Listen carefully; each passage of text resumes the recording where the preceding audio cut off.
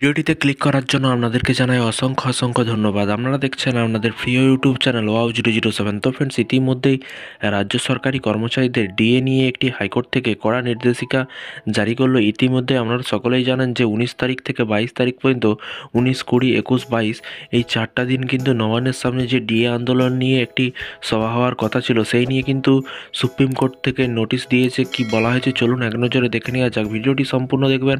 চ্যানেলে যারা এই ভিডিওটি প্রথম দেখছেন, সংগ্রামী যৌথ মঞ্চ এবং সরকারি কর্মচারীদের লেটেস্ট আপডেট পাওয়ার জন্য অবশ্যই চ্যানেলটিকে সাবস্ক্রাইব করে পাশে থাকা বেল আইকনটিতে প্রেস করে রাখবেন। নবান্নের সামনে বিক্ষোভের আবেদন ডিএ আন্দোলনকারীদের খালি হাতে ফেরালেন বিচারপতি। তো তারা আন্দোলন করার জন্য যে আবেদন করেছিল বা চিঠির মাধ্যমে বলা হয়েছিল যে আমরা আন্দোলন করব, 19 তারিখ থেকে আমরা একটু বিক্ষোভ আন্দোলন বা কর্মসূচি নেব, সেই নিয়ে কিন্তু পারমিশনের জন্য এখানে বিচারপতি খালি হাতে ফেরালেন। কেন? 322 দিন রাস্তায় বসে রাজ্য সরকারি কর্মচারীরা তাদেরও দাবি প্রাপ্য বকেয়া ডিএ রাজ্য সরকারের বিরুদ্ধে আন্দোলনের পথে কিন্তু নেমেছেন তারা। মামলা গড়িয়েছে কিন্তু সুপ্রিম কোর্টে, এখন বিচারাধীন। এই পরিস্থিতিতে এবার তাদের দাবি নিয়ে পৌঁছে গেলেন কলকাতা হাইকোর্টে। তবে তাদের ফিরিয়ে দিল কলকাতা হাইকোর্ট। কেন ফিরিয়ে দিয়েছে চলুন এক নজরে দেখে নেওয়া যাক, বিষয়টি জানা যাক। এখানে সংগ্রামী যৌথ মঞ্চের সভার জন্য নবান্ন বাস স্ট্যান্ড 2019 থেকে 22শে ডিসেম্বর সভা করার দাবিতে অনুমতি চেয়ে আবেদন করেন আবেদনকারী সরকারি কর্মচারীরা। কলকাতা হাইকোর্ট বিচারপতি জয় সেনগুপ্ত তাদের আবেদন ফিরিয়ে দেন। এদিকে ডিএর বকেয়া ডিএ বা মহার্ঘ ভাতা সহ নানা দাবি আদায়ে এই সভা করার অনুমতি চেয়ে কয়েকদিন আগে কিন্তু হাওড়া পুলিশের কাছে আবেদন জানিয়েছিল সংগ্রামী যৌথ মঞ্চ। যদিও সংগ্রামী যৌথ মঞ্চের দাবি এখনও পর্যন্ত পুলিশের পক্ষ থেকে ইতিবাচক বা নেতিবাচক কোনো উত্তরই কিন্তু মেলেনি। তাই এবার কিন্তু কলকাতা হাইকোর্টের দ্বারস্থ হয়েছে তারা। কিন্তু সরকারি কর্মচারীদের খালি হাতেই ফেরালেন বিচারপতি। সুতরাং সভা করা 20 বাউ জলে, সভা করা 20 বাউ জলে।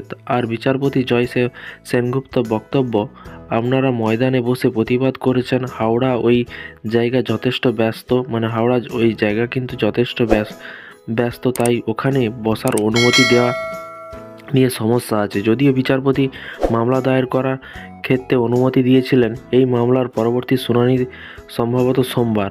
এই মামলার শুনানি কিন্তু সম্ভবত সোমবার। তারপরে দেখুন এখানে বলা হয়েছে, অন্যদিকে ডিএ বা মহার্ঘ ভাতা নিয়ে কিন্তু মহার্ঘ ভাতার দাবিতে আন্দোলনের ঝাঁকঝাঁক আরও বাড়াচ্ছেন সংগ্রামী যৌথ মঞ্চের আন্দোলনকারীরা। ডিসেম্বর মাসেই চার দিন ধরে নবান্নের সামনে অবস্থান বিক্ষোভের ডাক দিয়েছেন ডিএ আন্দোলনকারীরা। 19, 20, 21, 22 ডিসেম্বরে নবান্নের সামনে বিক্ষোভের ডাক দেন তারা। কিন্তু প্রশাসনিক কার্যালয়ের সামনে এমন করা যায় না, কারণ সেখানে 144 ধারা জারি করা থাকে। তাছাড়া ওটা ব্যস্ত এলাকা, হাওড়ায় সভা করলে যানজট তৈরি হবে এবং তাতে সাধারণ মানুষের অসুবিধা হবে। কেন্দ্রীয় হারে ডিএর দাবিতে দীর্ঘদিন ধরেই কিন্তু শহীদ মিনারের নিচে অবস্থান বিক্ষোভ করতে চলেছে সংগ্রামী যৌথ মঞ্চ বা চলছেন। এছাড়াও সংগ্রামী যৌথ মঞ্চে আরও একটি কর্মসূচি রয়েছে। 2024 সালের শুরুতেই জানুয়ারি মাসে 2য় এবং 3য় সপ্তাহে মহামিছিলের ডাক দিয়েছেন সংগ্রামী যৌথ মঞ্চ। শিয়ালদা, হাওড়া, হাজরার মোড় থেকে মিছিল শুরু করে। এই পরিস্থিতিতে কলকাতা হাইকোর্টের প্রথম কর্মসূচি স্থান নিয়ে অনুমতি না দেওয়ায় বাকিগুলি মিলবে কিনা তা নিয়ে কিন্তু সন্দেহ আছে। সব পক্ষই কিন্তু সাম্প্রতিক মহার্ঘ ভাতা নিয়ে বার্তা দিয়েছেন রাজ্যের মুখ্যমন্ত্রী মমতা বন্দ্যোপাধ্যায়। তিনি বলেছিলেন, যদি কেউ কেন্দ্রীয় হারে ডিএ চান সেক্ষেত্রে তিনি কেন্দ্রের চাকরি করতে পারেন, কেউ তাতে কিন্তু আটকাবে না বা কোনো রকম অসুবিধা করবে না। তো ফ্রেন্ডস, বুঝতেই পারলেন, এই ছিল আজকে একটি ছোট্ট আপডেট। সুপ্রিম কোর্ট বা হাইকোর্ট থেকে বিচারপতি বলেই দিয়েছে যে ওই নবান্নের সামনে কিন্তু 144 ধারা জারি করা থাকে, ওইখানে কিন্তু আন্দোলন করা চলবে না। এবারে সংগ্রামী যৌথ মঞ্চ কী পদক্ষেপ নিতে চলেছে বা সংগ্রামী যৌথ মঞ্চ থেকে কী আপডেট আসে, আপনারা অবশ্যই চ্যানেলের সাথে থাকুন।